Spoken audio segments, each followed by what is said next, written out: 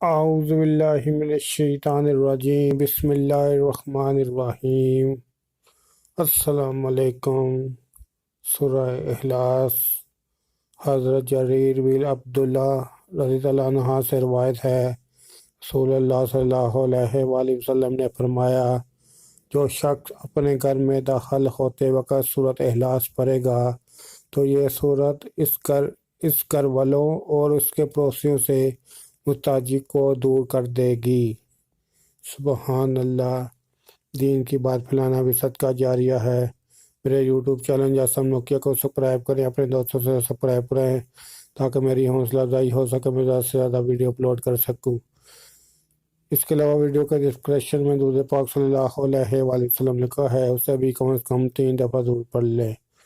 السلام علیکم ورحمۃ اللہ وبرکاتہ۔